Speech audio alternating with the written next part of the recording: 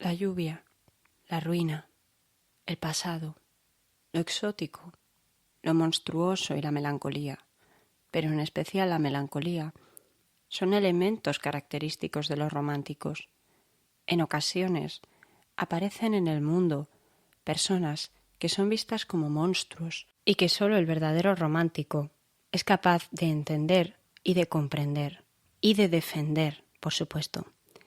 Sobre esto es sobre lo que versa el programa de hoy, sobre un romántico, sobre un hombre que se enfrentó a las convenciones, que se enfrentó a las ideas tradicionales y que quiso ser, y siempre lo fue, él mismo, a pesar de todo, a pesar del dolor, a pesar de las alegrías, a pesar de todo el mundo, tanto enemigos como amigos, pero un hombre que siempre quiso seguirse a sí mismo, quiso serse fiel a sí mismo y hacer lo mejor para su propio espíritu.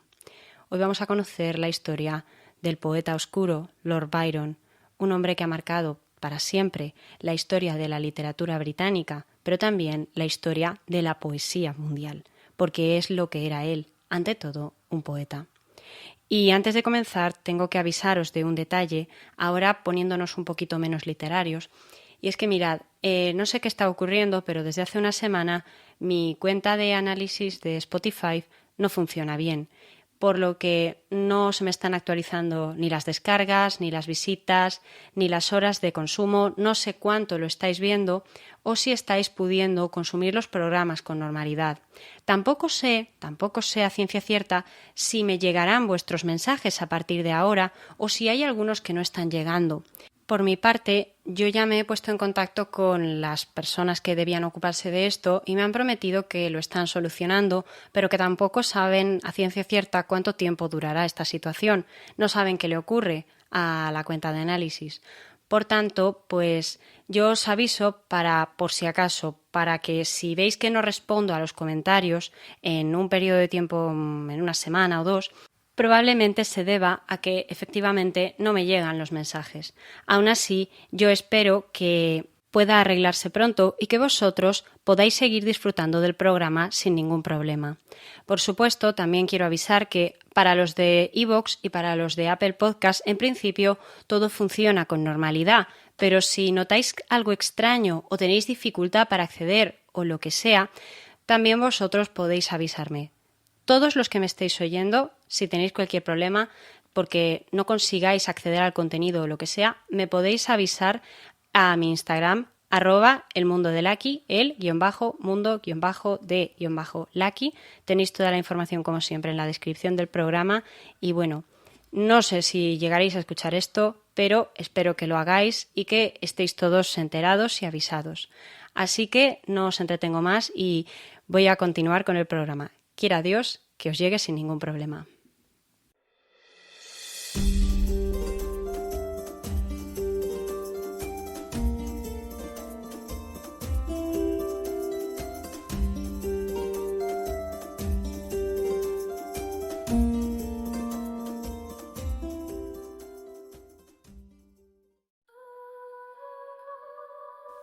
Atrás quedaron el bosque invernal y sus sonidos naturales. Ocultos entre los árboles, pensó que podría haber algún tipo de duendecillos, de esos que ríen con los problemas humanos, aparentemente insignificantes y nada relacionados con ellos.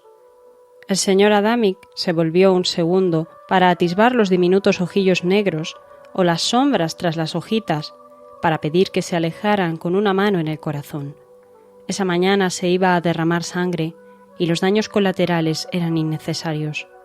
La oscura y fantasmal dama se desvaneció en el aire. Donde había estado ella ya no había nada más que aire.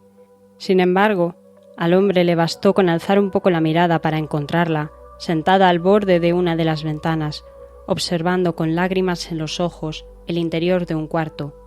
Era como si ahí dentro la aguardara toda su vida, una vida a la cual tenía miedo de acceder. Si quieres saber cómo continúa la historia, no te pierdas Las sombras de Praga, la nueva novela de Marta Cánigo Fernández con Ediciones Antonella, ya a la venta en digital y en físico. En digital en Amazon Kindle y a través de la página web, y en físico a través de la página web en cualquier librería Tenéis toda la información necesaria en la descripción del programa. Y ahora sí, vamos a continuar.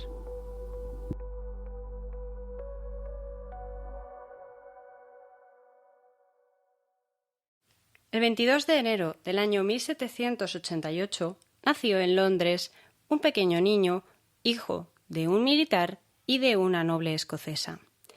Se llamaba George y sus padres, para ser más detallistas, se llamaban John Byron, conocido popularmente como Mad Jack, Jack el Loco, y Catherine Gordon. Gordon era el apellido de una ilustre familia noble escocesa que en ciertos momentos de la historia había estado emparentada con la Casa Real. Sin embargo, Lady Catherine, la madre del pequeño, era una miembro secundaria de la familia, que sin embargo era muy rica, contando con unas rentas anuales, por parte de sus tierras familiares, de un total de 25.000 libras al año. Esto era debido a sus tierras en la zona del castillo de Hythe, pero también a derechos pesqueros y demás tipo de beneficios que recibía su familia desde hacía generaciones.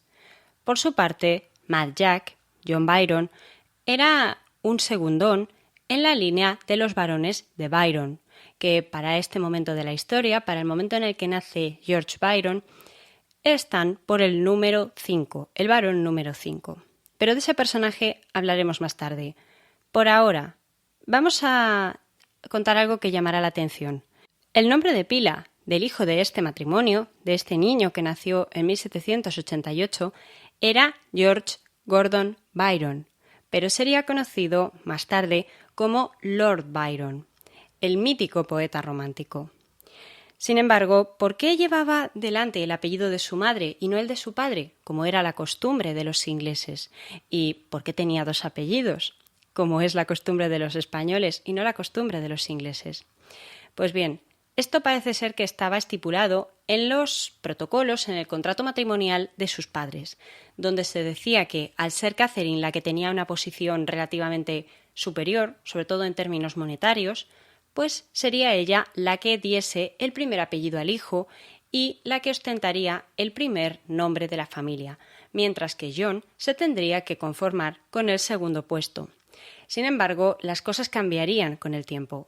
Pero, ¿por qué hicieron estos padres, esta familia, un contrato matrimonial tan extraño para los padres del pequeño George? Pues se debió a la mala fama de Mad Jack, y es que llamarse loco tiene delito. John había estado casado antes con una mujer, la baronesa de Conyers, una dama conocida como Amelia, y había tenido una niña con ella, llamada Augusta, de la cual se había desentendido prácticamente nada más nacer. Y, de hecho, como su primera esposa había muerto al poco de nacer su primera hija, pues tomó la decisión de casarse otra vez sin muchos miramientos. Hay que señalarlo, el padre del futuro Lord Byron era un hombre conocido por ser mujeriego, alcohólico, jugador, gastoso. Era un hombre que se fundió toda la fortuna de su primera mujer y que ahora, al casarse con Catherine, pues la familia de la muchacha vio venir que haría lo mismo con la suya, y de hecho así fue.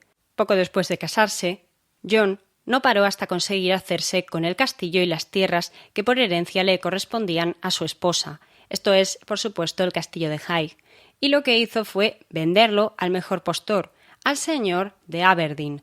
Aberdeen, otra ciudad escocesa, costera, que tendrá importancia durante la infancia de George. Pero por ahora lo que cabe señalar es que su padre decide vender las tierras de su esposa y, con ese dinero, intentar pagar a una cantidad considerable de acreedores que tenía. Pero como no fue suficiente, ya que este hombre continuaba con un tren de vida demasiado lujoso y con, infidelidades, juegos, alcohol, este tipo de excesos, finalmente el matrimonio tuvo que marcharse, tuvo que escapar de Inglaterra y refugiarse en Francia, donde las costumbres, sobre todo en aquel momento de finales de la Ilustración, un momento a un año estaban de la Revolución Francesa, pues eran un poco más liberales en algunos sectores. Sin embargo, Catherine no aguantó el comportamiento de su esposo y terminó regresando a Escocia, a su tierra natal, embarazada del pequeño George. Y, por supuesto, cortándole el grifo a su marido, aunque ya quedaba poco. En el poco tiempo que llevaban casados, efectivamente, la espiral de gastos de John había alcanzado tales niveles que había dejado totalmente en la ruina a su segunda esposa, a excepción de unas pequeñas rentas por un total de 135 libras cada X tiempo, que en cierta manera la iban a salvar de caer en la indigencia y le iban a permitir llevar una vida ciertamente, podemos decir que decente, aunque ella siempre consideró que muy por debajo de lo que se merecía como una miembro de los terratenientes, de la clase terrateniente escocesa. Es en este momento cuando, una vez nacido George, surge el primer problema familiar gordo relacionado con el niño. Y es que en el parto de entrada no está el padre. El padre seguía viviendo en París. ¿Quién acompañaba a la madre? Pues el abogado de la familia, un hombre apellidado Hanson, John Hanson, vamos a llamarlo Hanson para no confundirlo con el padre del niño, y un médico que éste había traído para que atendiese a la señora, que en un principio cuentan se negó a recibir asistencia médica. Pero, si esto es verdad, menos mal que la recibió, pues el pequeño George nació con un pie deforme. Y hay debate sobre cuál de los pies era el deforme, porque distintas personas a lo largo de la vida del futuro Lord Byron, nuestro pequeño George, terminarían asegurando que era, alternativamente, o el derecho o el izquierdo. De hecho, el enviado para reconocer su cuerpo años más tarde, cuando falleciera, diría, sin ir más lejos, que tenía los dos pies deformes y que por eso caminaba tan extraño. Pero no, si hacemos caso al testimonio más probablemente verídico, que es el de la madre, el de Lady Catherine, cabría suponer entonces que el pie deforme era el derecho. ¿Y en qué consistía esta deformidad? Afectaba a su pie y a su pantorrilla. Y hay distintas teorías. Tradicionalmente se ha dicho que tenía un pie zambo, un pie pequeño, exageradamente pequeño y retorcido, que le impediría caminar con soltura. Pero los últimos tiempos han aparecido médicos que han teorizado sobre que podría haber sido algún tipo de parálisis infantil, más probable que le ocurriera al poco de nacer y no necesariamente nada más nacer. Eso habría explicado que la deformidad, aunque le afectara en el andar, hubiese sido, relativamente fácil de camuflar.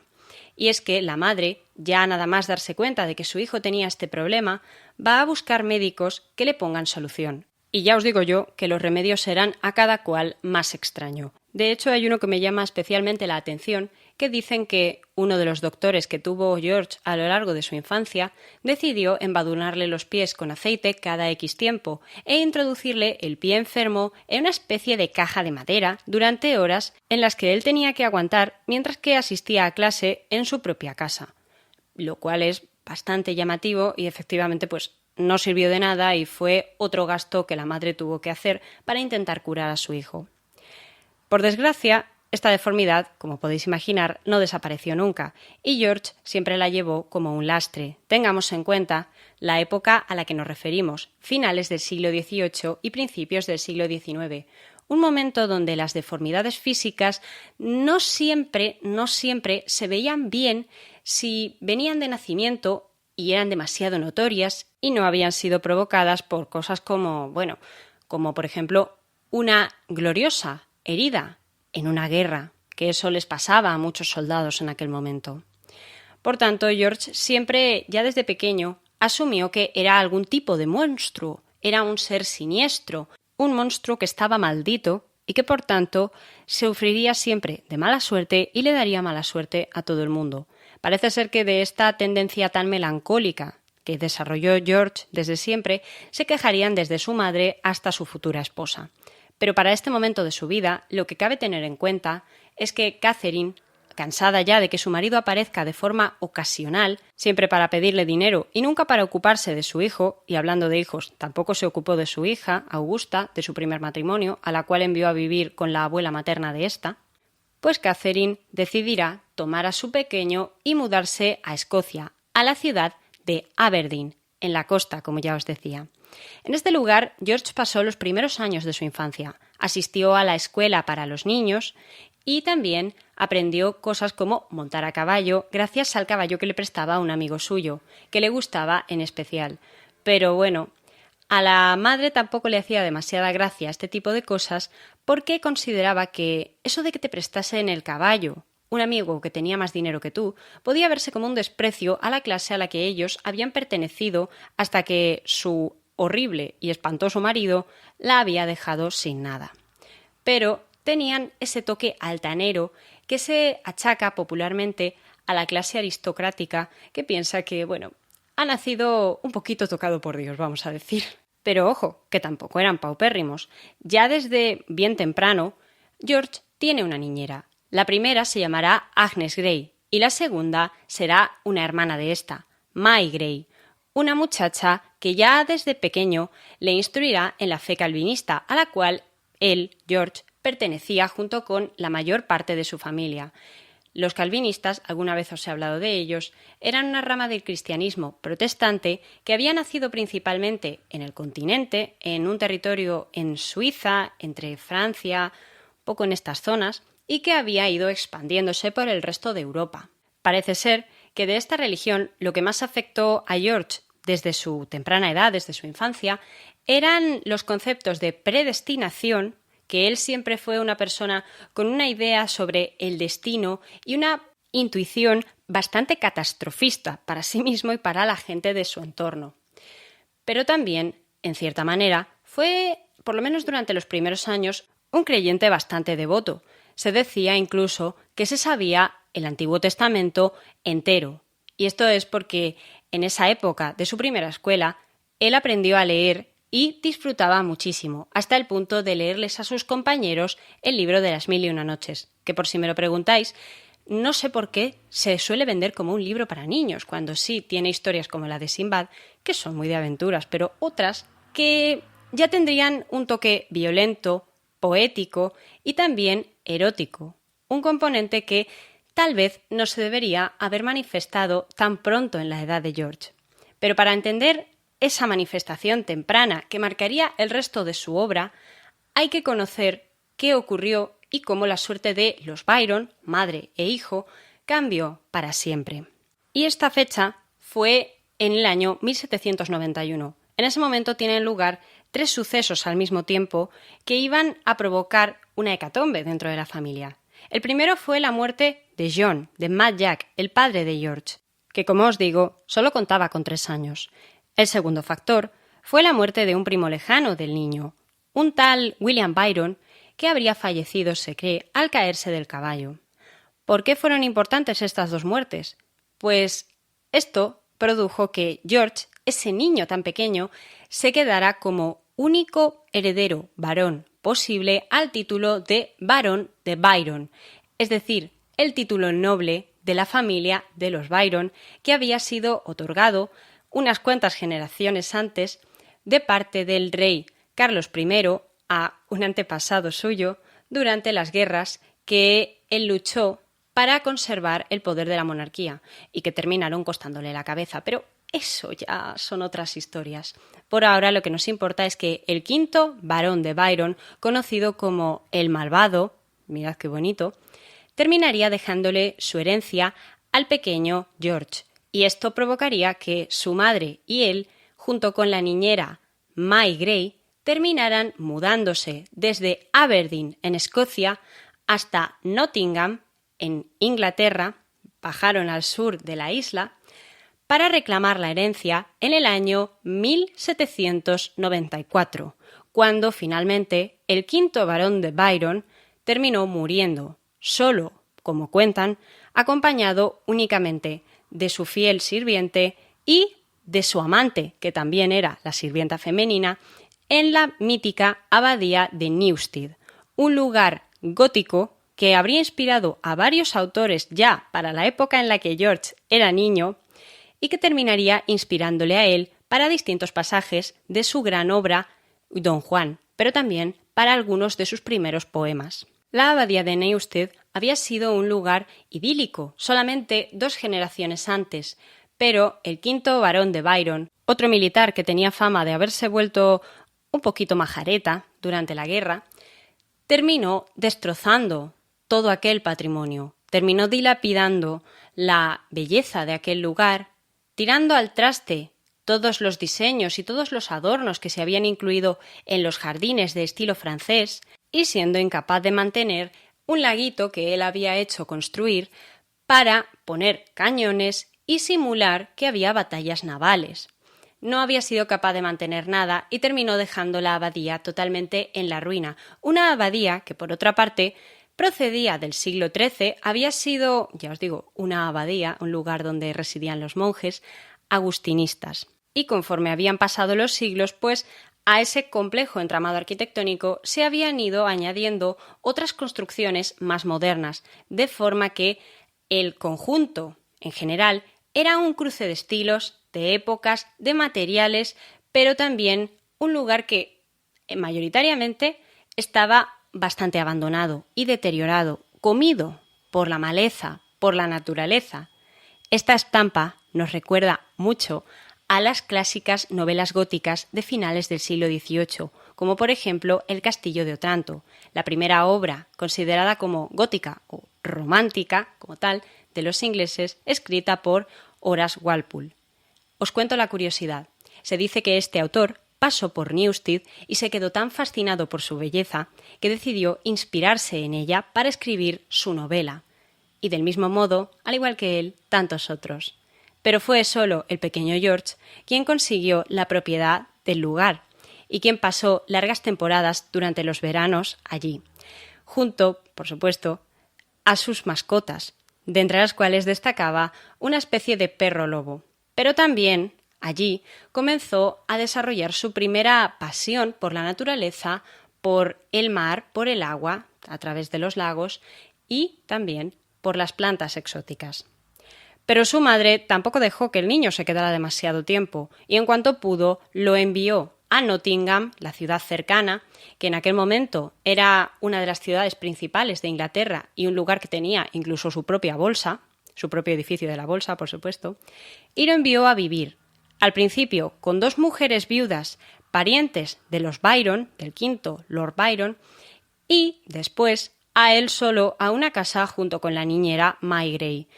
Y fue allí donde parece ser que esta mujer, joven pero mucho más mayor que un niño de unos 9-10 años, terminaría bebiendo, terminaría llevándose continuamente a hombres a casa, terminaría pegando al pequeño George cada vez que éste no quisiera atender a las lecciones o hacer algo que ella le pidiese y, por desgracia, también se rumorea que es en esa misma época cuando ella misma se introdujo en su habitación por las noches y lo inició en el mundo sentimental, vamos a decir.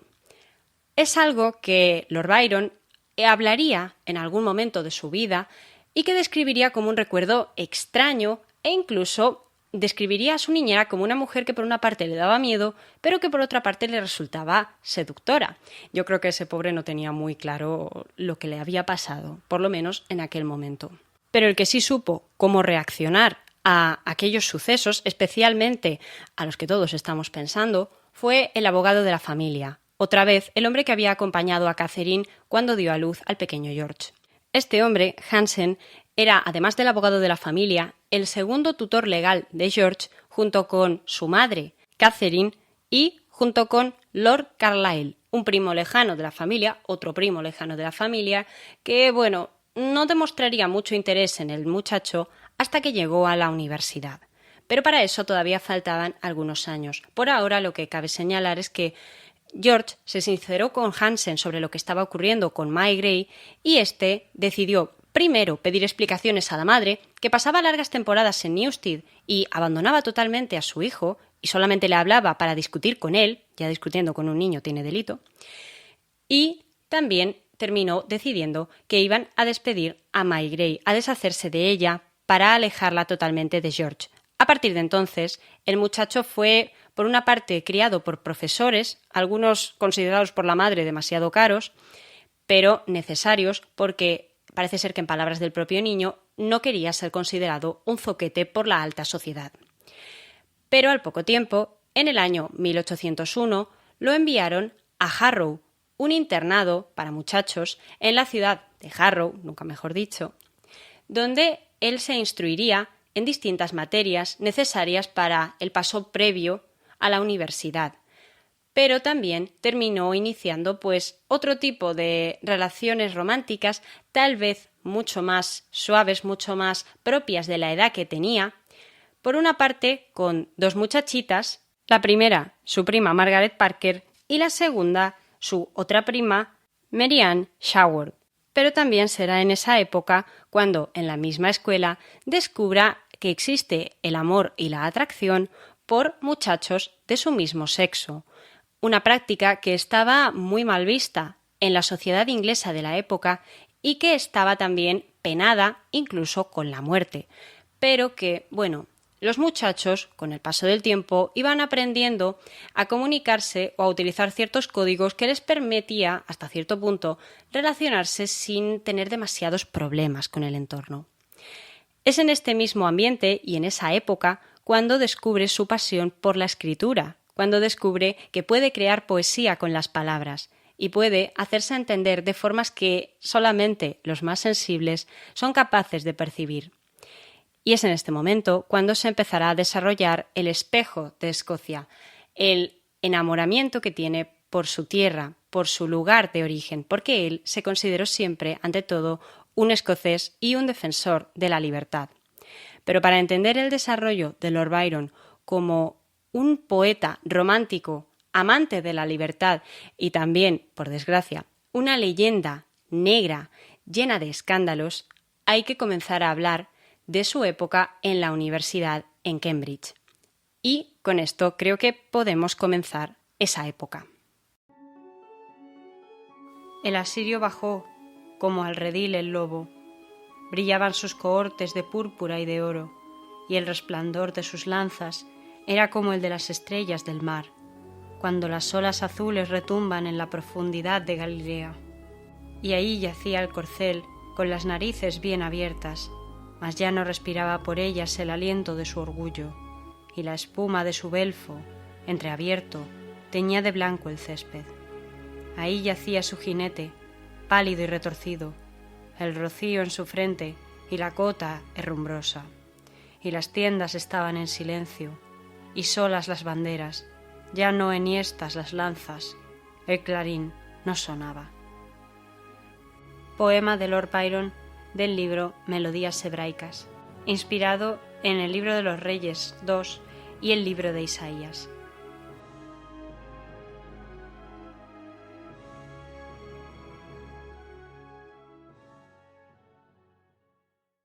George pasaría en Harrow la mayor parte de su primera adolescencia. Entre los años 1801 y 1805, él tendría unos más o menos 12 a 16 años, más o menos. Y es en esa misma época cuando aparecería por primera vez en su vida su hermana, un personaje que había estado presente en la familia de una forma un tanto extraña. Su madre no quería saber mucho de la hija que había tenido su marido con su primera mujer y la niña tampoco es que hubiese tenido fácil acceso a su hermanastro y su madrastra. Ningún interés había por ninguna de las dos partes.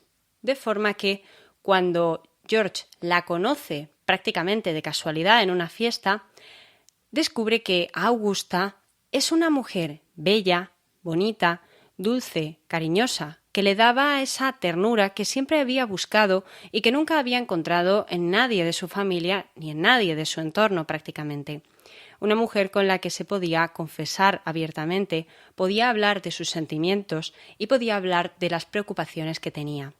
Lo que George no sabía es que, unos años más tarde, esa fuerte amistad, ese fuerte amor fraternal que había entre ellos, se convertiría en algo bastante más escandaloso.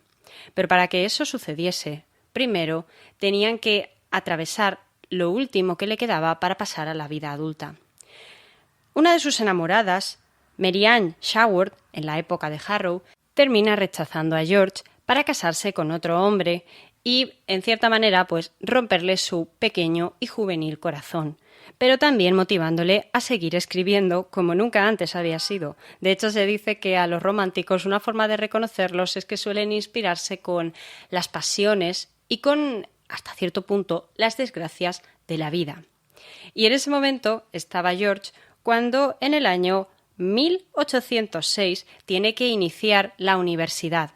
En un principio él quería irse a Oxford, donde estaban la mayor parte de sus amigos de Harrow, pero tanto el abogado Hansen como el otro tutor, Lord Carlisle, van a ponerse de acuerdo para convencer a George de que decida marcharse al Trinity College en Cambridge, una universidad también de prestigio, pero que a ellos les agradaba mucho más. Su madre en esto ni pinchó ni cortó. Para ese momento de la historia, madre e hijo únicamente se hablaban para discutir y para insultarse. Por una parte, la madre le acusaba a él de ser, un adefesio prácticamente, al haber nacido con deformidades y no ser capaz de ser el hijo que ella esperaba. Y por su parte, el pequeño George, ya adolescente George, la acusaba a ella de haberle provocado esa deformidad en el pie por su poca delicadeza, fuese o bien porque cuando era un bebé lo cogía con demasiada brusquedad, o también, pudiendo haber sido, teóricamente, porque Catherine tendía a utilizar corsés aún estando embarazada, y esto George pensaba que podría haber deformado la forma del bebé. Pero por supuesto son cosas que no están probadas. El caso es que él comenzó la universidad teniendo una asignación de unas 500 libras mensuales que le iba pasando Hansen, ya que George todavía no podía acceder a la totalidad de su patrimonio. Era el heredero al título de barón, sí, pero no podía reclamarlo de forma legal como tal hasta que cumpliese la mayoría de edad, los 21 años. Hasta ese momento, el patrimonio tenía que estar administrado por los tutores legales. Sin embargo, a George esto no le importaba demasiado, ya que le daban todo lo que él pedía. Tenía unos apartamentos en la universidad que describiría como espectaculares, maravillosos, tenía todas las comodidades. No le exigían ir a clase, ya que los nobles en aquella época tenían permitido no hacer exámenes en la universidad. Decidme entonces, ¿a qué se dedicaba George? Pues mirad, parece ser que en cierta ocasión, más de una vez, escribiría a Hansen pidiéndole que le enviase todo tipo de botellas de licor, de Oporto, de Burdeos, le gustaba beber lo bueno. Y también tendía a ir con otros jóvenes a practicar deporte, lo que le gustaba bastante, y también a cantar poesías, cantar baladas, tocar música, dar espectáculo. Y también, por qué no decirlo, de cuando en cuando relacionarse con mujeres de los bajos fondos, como que les pagaban a veces. George nunca había destacado por ser un gran estudioso. Nadie pensaba que llegaría a ser un erudito ni un profesor de universidad, pero sí que se esperaba que cuando cumpliese la edad adecuada pasara a formar parte de la Cámara de los Lores en el Parlamento inglés, a ser parte de la élite social de la época que debatía lo importante, los asuntos importantes que atañían a Inglaterra. Y él se moría de ganas por hacerlo. Pero, paradójicamente, su visión de la política siempre fue muy liberal. Había dos grandes tendencias en la Inglaterra de este tiempo, los Tories y los Whigs. Los Tories eran el partido conservador y los Whigs el partido liberal. Y George, por supuesto, se consideraba a sí mismo un Whig, se consideraba un liberal. Y esto lo achacaba a la intensidad con la que él defendía la causa de la libertad. Ya cuando era pequeño, había escuchado a su madre hablando con mujeres de la familia sobre que, acerca en el asunto de la Revolución Francesa, ella se consideraba una demócrata contraria al régimen absolutista que habían tenido los reyes de Francia, María Antonieta y Luis XVI, hasta ese momento. Y él, además, se consideraría un admirador de Napoleón a partir del año 1805. Un admirador de Napoleón y también un admirador de un revolucionario irlandés que habría preparado un golpe contra las fuerzas de ocupación británicas durante las guerras napoleónicas. De hecho, se dice que los irlandeses habrían intentado relacionarse con los franceses y acordar la caída de los ingleses. Este caballero inglés al que admiraba George era Edward Fitzgerald, un lord que habría muerto por la causa de la libertad de los irlandeses, que se consideraban, una parte de ellos, como un pueblo conquistado, subyugado por los ingleses. Pero eso es una historia muy compleja. Lo que nos importa aquí es que George sentía admiración por las causas sociales ya desde muy joven, y es algo que continuaría profundizando en su estancia en la universidad. Un lugar donde, al no haber alumnas en aquel momento, solamente había muchachos, pues terminó explorando su propia personalidad y su propio interés romántico por los muchachos de su edad, teniendo una relación bastante cercana con algunos de ellos. Los más llamativos, un muchacho que había ido desde Harrow con él hasta Cambridge y con el que había profundizado la amistad. Se llamaba Edward Long y por lo que dicen era un excelente nadador y un excelente músico. George podía quedarse embelesado durante horas escuchándole y también hay relatos, hay historias que hablan sobre cómo podía encontrárselos hablando hasta altas horas de la noche o incluso abrazados cerca del río. Pero también hubo otro muchacho que terminaría siendo una de sus relaciones más importantes a nivel personal, una criatura que se dedicaba a cantar en el coro. Y digo criatura porque era un par de años menor que George, que tenía 17, pues este tenía 15. Se llamaba John Edelstone y era un muchacho huérfano y más pobre, del cual George se encariñó y al que quiso ayudar de distintas formas, llegando a pedirle a Hansen que le prestara dinero para ayudar a su amigo. Dicen que quería intentar que se mudaran a vivir juntos después de la universidad como si fueran una suerte de pareja, pero esto, por supuesto, habría sido un escándalo para la época y habría sido algo totalmente poco aprobado. De manera que, finalmente, una vez acabada la universidad, sus caminos terminaron separándose, pero para el recuerdo quedaron distintos poemas con cierta carga emocional y también algunas cartas que intercambiaba con Augusta en aquella época, donde le hablaba sobre su amigo, porque en aquella época siempre existía la duda sobre dónde acababa la amistad y dónde comenzaba algo más. De hecho, hay historiadores que hoy por hoy siempre dejarán cierta pequeña pincelada de duda, porque a fin de cuentas tenían que ser muy discretos con cualquier cosa que hicieran o que intentaran hacer.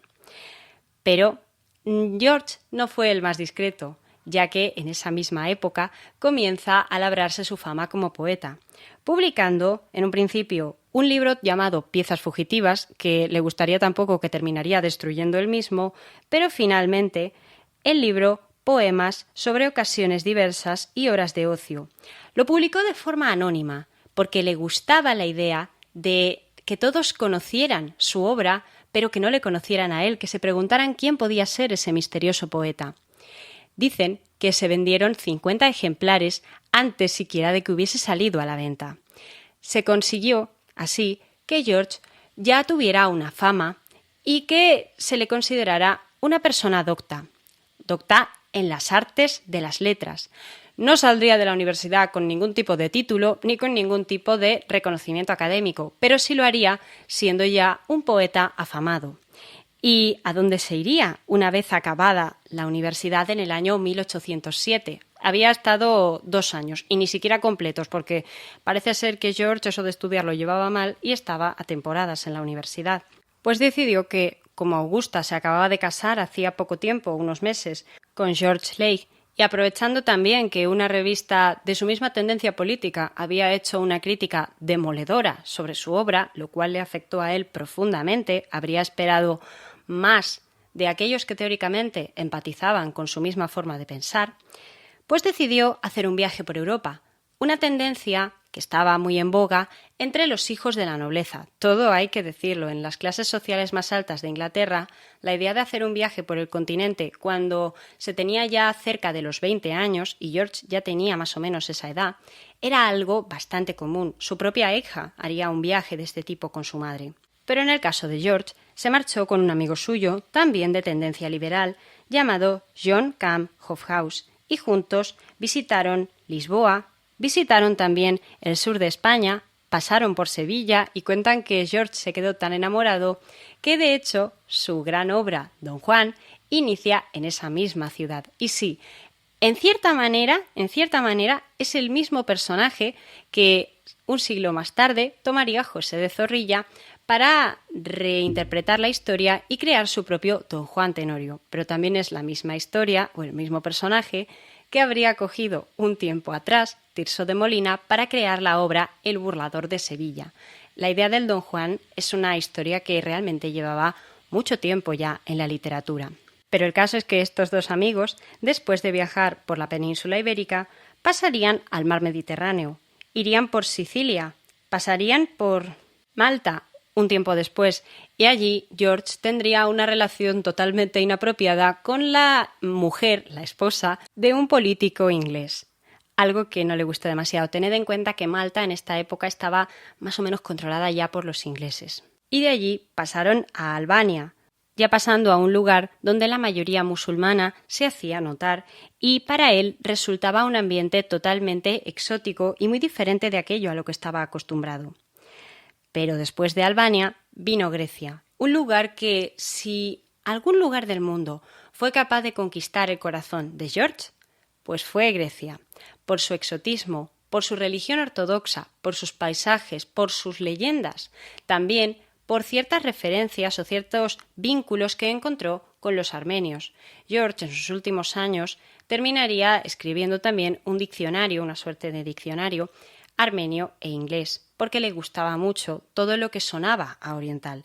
De hecho, también aprovecho para comentarlo, este viaje serviría a George para inspirarse y decidir finalmente dónde querría pasar su tiempo, dónde querría ir a pasar sus últimos años de vida.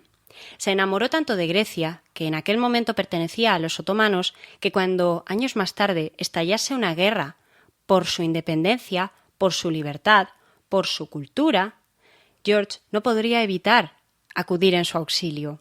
Necesitaba ayudarles. Dicen que el amor por Grecia se materializó en forma de una leyenda, donde se habría enamorado de una muchachita, hija de una familia de Atenas, que, se habría negado a, en un principio, entregársela como, no se sabe muy bien si como esposa o como concubina, pero que también se habría enfadado cuando George hubiese intentado pagarles por ella. Algo que creo que cualquier padre actual puede entender que no les gustase demasiado a esta familia griega. Pero la cuestión es que ese viaje, que duró un par de años, cambiaría para siempre la visión que tenía George sobre el mundo y sobre el Mediterráneo, porque él lo descubriría a raíz de eso. De hecho, John Camp terminó regresando a Inglaterra mucho antes que George, que decidió quedarse en Grecia un tiempo. Ya en ese viaje pasaría por Mesologni, un pueblo costero del que se enamoró y donde, paradójicamente, terminaría sus días de una forma muy poco amable. Pero la cuestión es que, después de todo este periplo, que se extendió 2 años, desde 1809 hasta 1811 aproximadamente, pues George regresó dispuesto a, ahora sí, a tomar sus responsabilidades, ya que ahora es cuando por fin podría reclamar para sí mismo el título de barón de Byron, y a partir de ahora sí que me referiré a George como Lord Byron, el título por el que todos le conocemos. Sin embargo, no se esperaba descubrir lo que descubrió. Y es que, poco después de su llegada, su madre, Catherine, falleció. Terminó muriendo y dejando a su hijo con una amarga sensación, ya que nunca consiguieron reconciliarse como hubiese querido su hijo, o como, al enterarse de la muerte de su madre, habría querido. Dicen que es en ese momento cuando se afianza por fin su relación con Augusta, su hermana, y cuando, digamos que los hermanos se habrían decidido entregar a la pasión, puede ser, de una forma muy poco apropiada para la época, pero que para ellos era lo más natural del mundo. Sencillamente se habían criado como 2 desconocidos, no tenían relación el uno con el otro hasta que ya eran muy mayores. Nunca se consideraron hermanos. O se consideraban hermanos, George la llamaba querida hermana, pero no hermanos como podemos considerar todos nosotros a un hermano con el que te crías desde que eres pequeño con la conciencia de que es de tu sangre, de que es de tu familia y de que es alguien intocable, vamos a decir. Es el motivo por el que Augusta y George siempre tratarían de mantener en secreto su relación. También se encontraría con los problemas financieros de sus tierras. La abadía de Newstead y las aldeas que la rodeaban no daban bastantes ingresos como para rehabilitar el edificio o como para poder seguir manteniendo el lujoso tren de vida de George. Junto con todo esto, George también consiguió dar su primer discurso en la Cámara de los Lores, un discurso en el cual, parece ser, terminaba defendiendo las libertades de la gente y a los más desfavorecidos. es algo muy propio de los románticos interesarse por este tipo de personajes. De hecho, se dice que cuando empiezan a aparecer los monstruos en la literatura gótica y en la literatura romántica, se hace con intención de humanizarlos y de comprender que son personas que han tenido mala suerte y hasta cierto punto gente oprimida por un sistema, por unas ideas, por unas normas que sencillamente no iban con ellos. El mayor exponente de este tipo de monstruo, por supuesto, es Mary Shelley, y puede que no sea casualidad, porque Mary, con el paso de los años, llegaría a ser una querida amiga de Lord Byron. Pero para llegar hasta Mary, primero tenemos que conocer el motivo por el que George terminaría abandonando Inglaterra una vez más. Y es que, después de su debut en la Cámara de los Lores, también George continúa explotando su fama de poeta y llevándolo a un nivel de fama de masas que a día de hoy solamente es comparable con las boy band, vamos a decirlo. En el año 1812 publicó los primeros cantos de Clyde Harold en la editorial de John Murray y también comenzó a tener una relación bastante amistosa con personajes como Samuel Roger, Thomas Moore, el cual se ocuparía de su biografía tiempo más tarde, o la mismísima Lady Melbourne, la cual le terminaría presentando a su futura esposa, Lady Annabella Milbank, una muchacha de familia muy noble, muy rica y muy culta, hasta el punto de haber estudiado matemáticas y de ser descrita por George como la princesa de los paralelogramos. George, paradójicamente, decía que ellos dos eran como dos líneas paralelas que crecían hasta el infinito, pero que estaban condenadas a no encontrarse jamás, haciendo referencia así a que él le hizo una primera proposición de matrimonio y que ella lo rechazó totalmente. No quería saber nada de ese poeta que ya iba coleccionando escándalos, el más famoso de los cuales era el que había mantenido con su prima, Lady Caroline Lamb, una mujer que llegaría hasta el extremo, cuentan, de meterse en el carruaje de George cuando éste todavía no había llegado, de enviarle notas bastante excéntricas y de obsesionarse hasta el punto de arruinar su propio matrimonio y causar bastante malestar a su hijo Augustus, un niño que había sido diagnosticado con lo que a día de hoy consideraríamos una variante del autismo. Y un niño al que, por cierto, George parece ser que le demostró un profundo cariño desde siempre. Y es que la sociedad londinense, no siempre en aquella época tendía a ser amable con este tipo de personas. Es así como, en ese mismo año en el que él termina su relación sentimental con Caroline Bank, cuando publica La novia de Ávidos y otra obra conocida como El infiel. Su poesía sigue encandilando a todo el mundo y su fama se extiende casi hasta el extranjero. Es el poeta de la época, es el más famoso del momento. Y es en ese mismo momento cuando George decide que para salvar su hacienda, porque la fama la tenía, el dinero lo tenía, pero la capacidad de mantenerlo todo no lo tenía, pues tiene que casarse.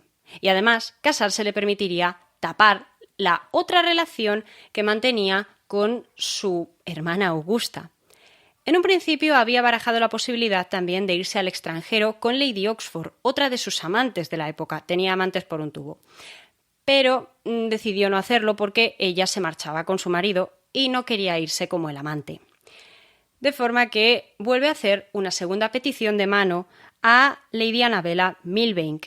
Y en esta ocasión ella, movida por la atracción, movida por un intenso amor juvenil, pero también movida por la insistencia de ciertos miembros de su círculo social, como Lady Melbourne, pero no desde luego por sus padres, que la avisaron que igual no era buena idea, terminó aceptando, casándose con George en el año 1815 en Seaham, pocos meses después de que Augusta hubiese dado a luz a una niña que era de George, una pequeña llamada Elizabeth Medora. Esto era un secreto a voces para este momento.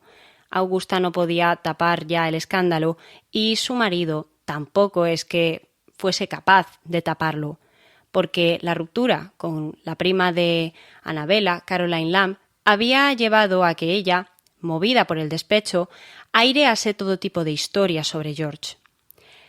Por supuesto, este tipo de historias terminaron llegando a oídos de Annabella y, sumadas a que George pensaba casarse y pensaba tratar bien a su mujer, pero no pensaba tener ningún tipo de respeto en el sentido de la fidelidad, pues terminó llevando a una crisis matrimonial que terminaría poniéndolos en boca de todo el mundo y provocando la huida definitiva de George al extranjero, donde moriría a los 36 años de edad. Pero para conocer esa historia, os pido que, una vez más, sigáis escuchando. Adiós, tierra en la que la penumbra de mi gloria se levantó y ensombreció el mundo entero con su nombre. Ahora me abandona, pero las páginas de su historia, ya sean las más brillantes, ya sean las más negras, llenas están de mi fama. He guerreado contra un mundo que me venció tan solo cuando la engañosa estela de mis conquistas me indujo a ir demasiado lejos. He hecho frente a naciones que, aun así, solitario, me temen todavía. A mí, el único cautivo entre millones de guerreros. Poema de Lord Byron, despedida a Napoleón, dedicado al emperador francés cuando éste fue derrotado.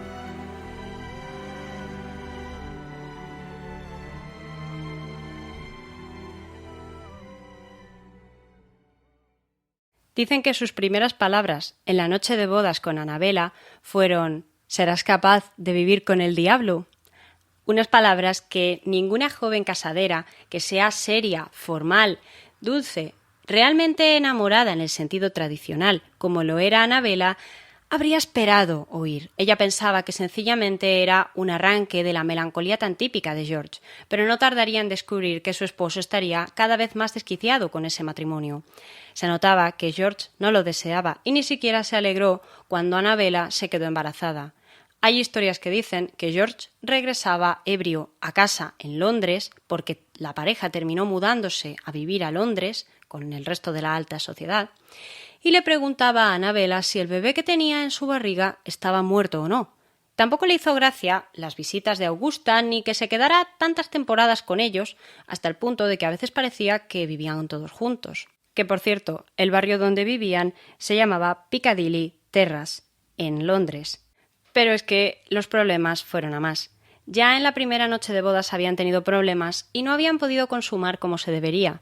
Por ahí se dice que la malformación de George podría haberle causado complejo de cara a que lo viese su esposa, pero también cuentan que sencillamente se les acabó muy rápido la chispa. Annabella quería tener una vida matrimonial normal y George, no quería sencillamente. El escándalo llegó hasta el punto de que, entre todas las múltiples amantes que tuvo en aquella época, la que terminó generando una discordia más grande en la pareja fue una actriz secundaria del teatro llamada Susan Boyce, una chica que habría caído enamorada de Byron y que, cuando éste la terminó despachando, también terminó recibiendo todo el desprecio de la gente del teatro. Cuentan que Susan llegó a presentarse en su casa a pedirle en varias ocasiones que le devolviese alguna pertenencia que se le había olvidado en el carruaje, y finalmente Annabella lo descubrió.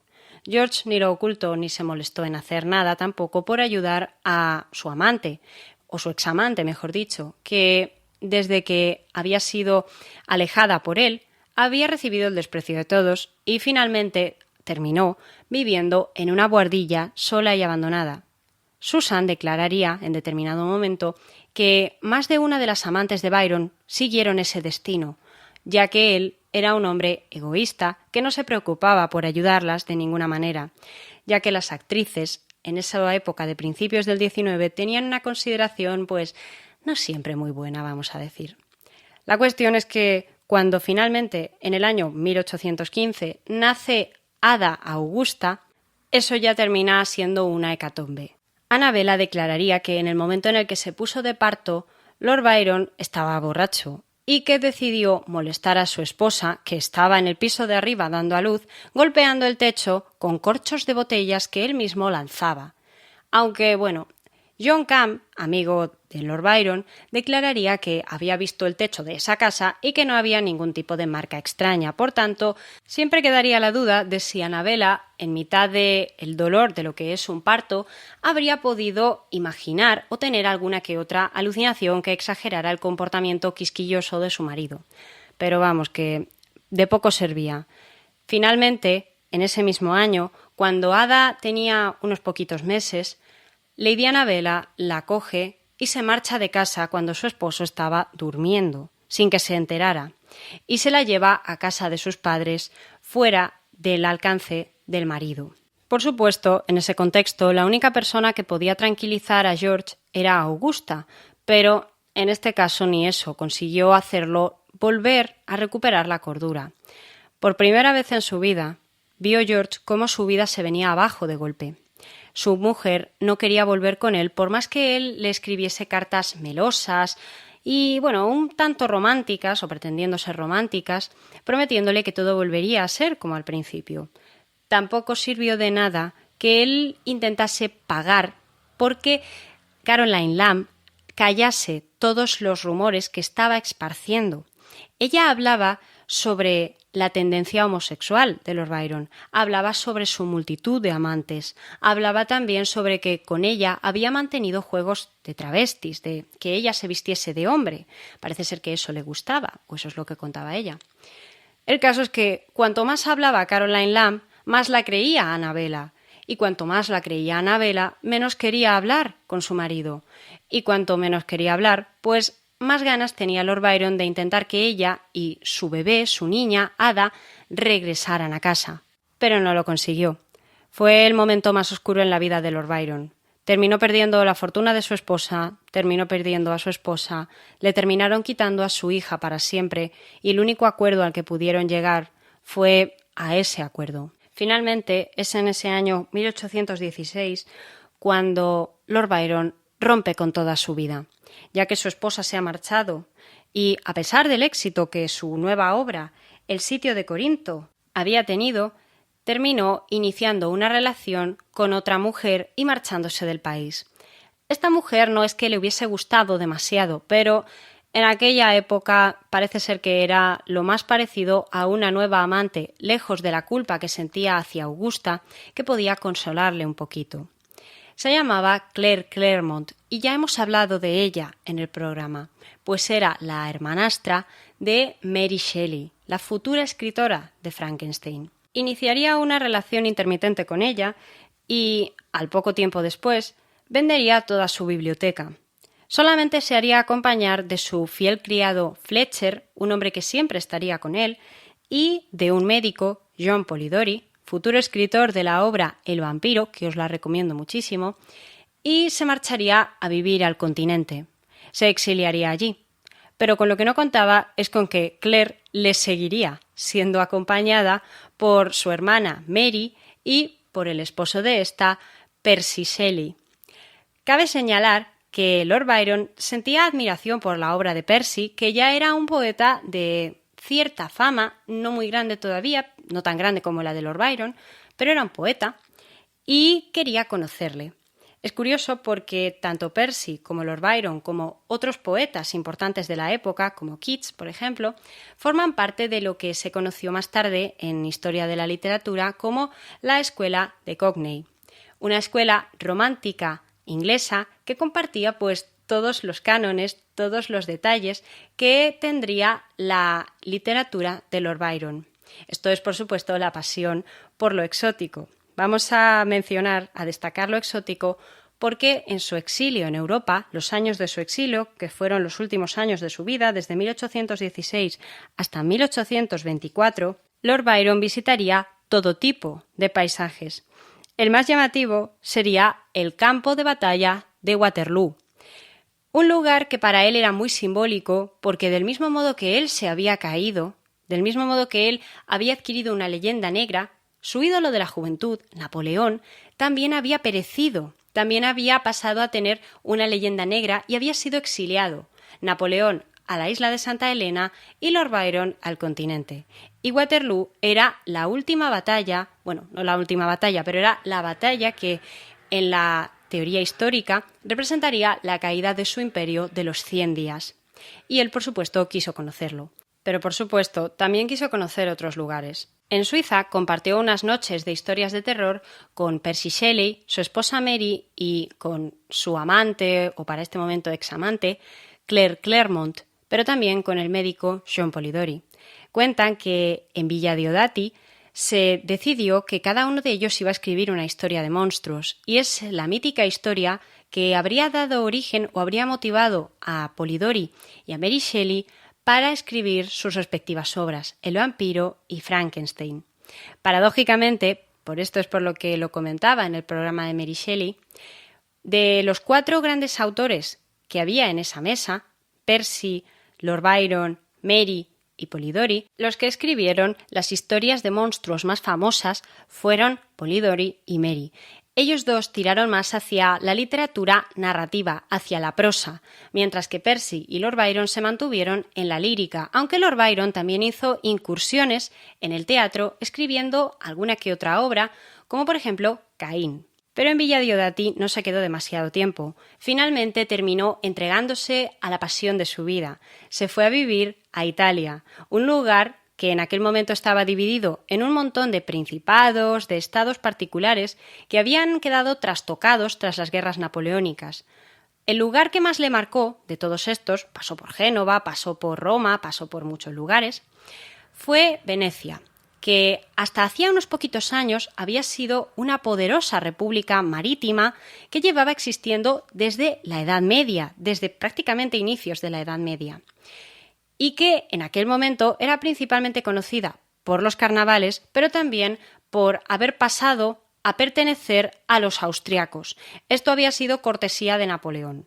Y allí Lord Byron disfruta de su fama. Adopta el italiano como su lengua primaria, el idioma que más usaría, se deja adular por las mujeres y poco a poco se terminaría interesando por los movimientos revolucionarios como el de los Carbonarios, que era el más conocido, y es un movimiento que a día de hoy ha generado muchísimas leyendas al estilo masónico. Pero no penséis cosas raras, por favor. Sencillamente, Lord Byron, como era su costumbre, interesarse por las causas sociales y las causas de la libertad, entendida en un sentido romántico y apasionado, pues quiso interesarse por los problemas que tenía aquella gente, que tenían los venecianos, y, por tanto, mirar con cierto recelo a la ocupación austriaca, que eran, a fin y al cabo, unos extraños que habían llegado unos pocos años antes y que se habían asentado en la ciudad. Es en ese momento cuando nos plantaríamos en el año 1817, y ahora estoy llevando una cronología más o menos ordenada o detallista sobre lo que pasó, porque nos referimos a los últimos años de vida de Lord Byron, unos años muy apasionados y muy intensos que, si no lo intentamos llevar con cierto orden, yo por lo menos me pierdo mucho. En ese año nace Allegra. ¿Quién es Allegra? Allegra es una niña que Lord Byron había tenido con su examante Claire Clairmont. Había dejado embarazada a la hermana de Mary Shelley y pues habían tenido juntos a una niña no deseada que finalmente, a los 4 años más o menos, terminaría abandonando en el convento de Bagnacavallo, también en Italia.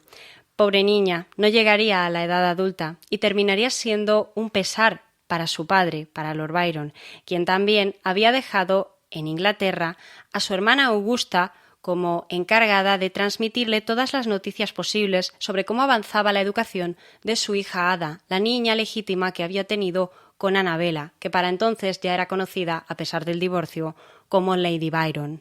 Y se había convertido en toda una filántropa, por cierto. Pero por la parte que le toca a Lord Byron, en esta época final de su vida, entre los años 1817 y 1818, publica las obras de Manfredo y Beppo. También termina acabando la obra que le había hecho más famoso en Inglaterra, Childe Harold.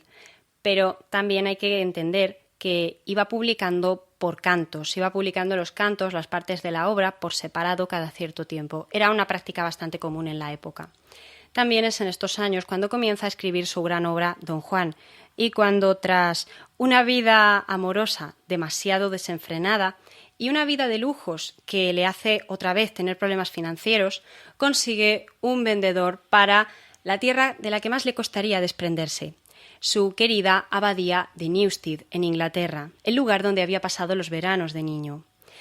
Esa venta le rompió el corazón, pero también probablemente fue la salvación del edificio, pues ese comprador fue el encargado, finalmente, de rehabilitar el edificio y de restaurarlo. Gracias a él tenemos la abadía de Newstead todavía y se puede visitar en Inglaterra.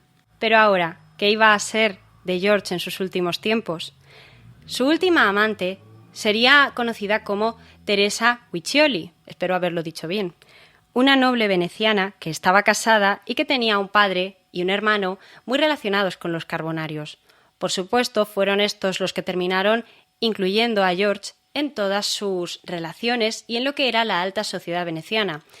De hecho, terminaría yéndose a vivir con su amante y con el marido de ésta al palacio que ambos compartían no en Venecia, sino en Rávena, el Palazzo Guiccioli. El marido en un principio pensaba que solamente eran amigos, parece ser. De hecho, pensaba que era amigo suyo, pero cuentan las historias que terminaría descubriendo a los dos amantes en pleno acto. Y que bueno, después de esto la relación ya no sería tan amigable, pero durante un tiempo seguiría viviendo con ellos. Dicen que Teresa le convenció de que escribiese otra obra poética, llamada La Profecía de Dante, y que, por supuesto, habría sido una de sus musas para la obra de Don Juan. Yo os insisto mucho, porque la obra de Don Juan es enorme y es maravillosa. Por favor, leeros Don Juan. Con todo, finalmente Lord Byron tuvo que dejar el palacio cuando la situación con el marido de Teresa ya era insostenible, llegando hasta el punto de que el padre de la muchacha, conocido como el conde Gamba, tendría que intervenir pidiéndole por favor al papado que anulasen el matrimonio de su hija con su marido. En ese punto de la historia podríamos decir que el padre de ella había aceptado, de alguna manera, a Lord Byron, y es por ello que el hermano de Teresa y el mismo conde terminarían incluyéndolo en sus relaciones con la política italiana. Aquí es donde por fin, por supuesto, entrarían los Carbonarios y todo el tema de la política y ese tipo de guerras. En este momento de la historia nos plantamos en torno a los años 1820-1821.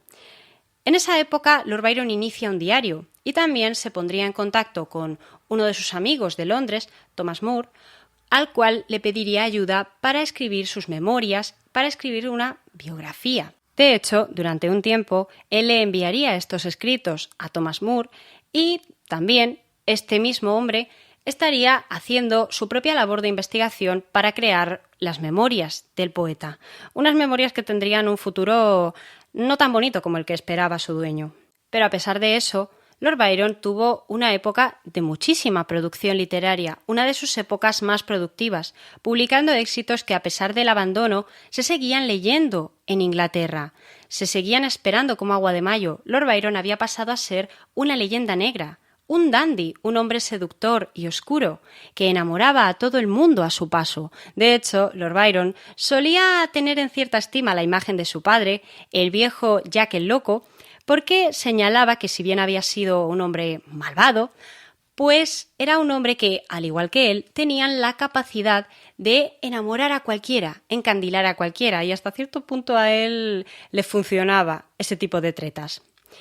Pero es en el año 1821 cuando aparecería la causa que le robaría el corazón para siempre y que terminaría sellando su pronta muerte. Nos referimos a la Guerra de la Independencia de Grecia. Ya os he hablado del rey Otón de Grecia, el primer rey que hubo en el país tras la Guerra de la Independencia, pero no os he hablado de la guerra en sí, una guerra sangrienta y terrible que se llevó por delante a muchísima gente.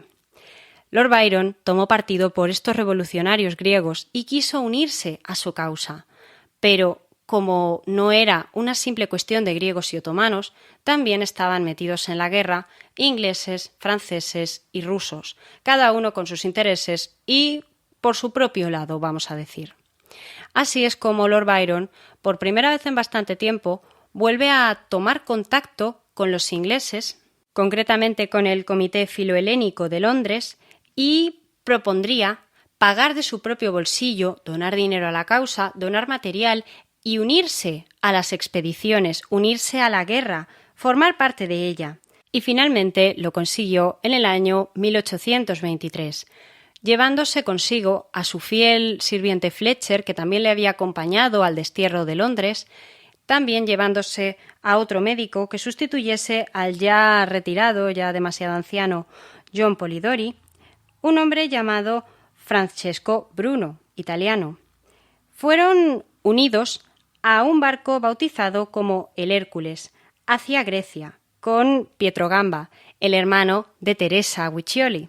a la cual tuvo que abandonar para siempre, con todo el dolor de su corazón, por lo que dicen.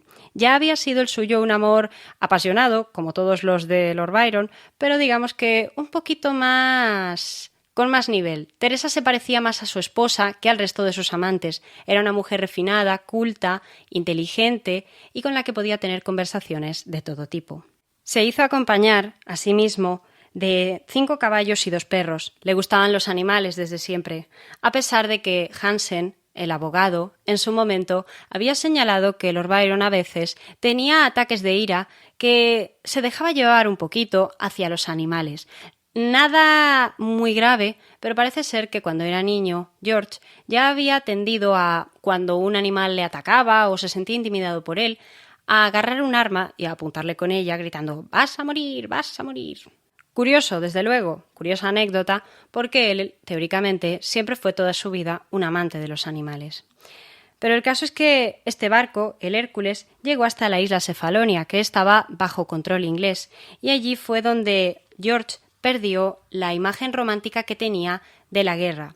El motivo no fue otro que, por una parte, las intenciones que tenían los ingleses, menos inclinadas a defender la libertad del pueblo griego que a defender su propio interés, su propia visión del mundo, y también quedó muy decepcionado por las disputas que había entre los distintos miembros de las facciones de la resistencia griega.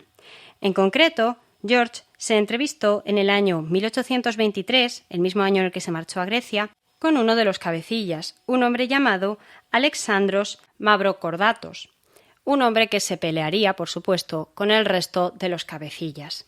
En concreto, Kolokotronis, otro de los rivales de Mavrocordatos, envió a su propio ejército para que intentasen disuadir a este hombre de tomar partido o de hacerse con el control de la situación.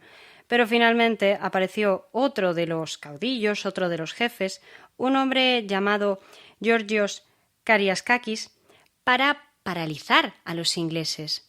Toda una disputa que es complicada y larga, y especialmente compleja para George, porque en esa época ya comenzaba a sufrir convulsiones, ya empezaba a tener fiebres y ya comenzaba a manifestar los primeros signos de la enfermedad que se lo llevaría finalmente. No consiguió pasar de Mesologni, un lugar del que se había enamorado cuando era ya un adolescente, aunque ahora no era demasiado mayor, tenía 36 años. No pudo ir a saquear la fortaleza de Lepanto, como le había propuesto a Mavrocordatos. Jamás conseguiría salir vivo de Grecia, ni ver cómo su país, ese país al que amaba, a pesar de que no era en el que había nacido, conseguía la libertad. En contra de su voluntad, le practicaron sangrías y le aplicaron los tratamientos que esperaban los médicos pudiesen salvar su vida, pero nadie lo consiguió. Murió solo el 19 de abril de 1824, postrado en la cama. Tuvieron que enviar desde Inglaterra a un amigo suyo para que reconociera el cadáver, y jamás logró volver a ver a ninguna de sus hijas ni a ninguna de sus amantes. Teresa Guiccioli siguió con su vida, y todos siguieron con su vida, pero los griegos no olvidaron a ese valiente joven, a ese poeta que había dado la vida por ellos. Cuentan que las iglesias guardaron luto durante 21 días y también cuentan que los habitantes de Mesologni pidieron quedarse con el corazón del poeta, pero no se les permitió. Poco después de su muerte, un mes, el 17 de mayo, antiguos amigos de Lord Byron decidieron prender fuego a las memorias que le había ido enviando a Moore, más que nada para intentar proteger la memoria del poeta y sus propios puestos de trabajo de los escándalos, los episodios más complejos que este hombre contaba en ellas. Una memoria negra, una leyenda oscura, pero también hermosa, que nos mostraba un alma que era muy compleja. Para unos es considerado un vividor, para otros un vago, para otros un gran poeta, pero en el plano de las ideas también fue un gran defensor de la libertad, un hombre atormentado desde su niñez, a menudo por las personas que debieron protegerle. Una historia con muchos matices y que es difícil de describir, pero que a mí me produce un gusto agridulce, porque a pesar de que Lord Byron terminó marchándose de Inglaterra, marcó una época en la literatura y también en la leyenda sobre los caballeros ingleses. Y con esto creo que podemos cerrar por hoy. A mí me ha encantado contaros la historia de Lord Byron, espero que a vosotros también. Como de costumbre, yo estaré encantada de escuchar pues cualquier comentario que tengáis, cualquier idea, cualquier propuesta. Ya sabéis que me tenéis en los comentarios o en mi Instagram, @elmundodelaki, tenéis toda la información abajo. Y ahora sí que sí, nos vemos la semana que viene.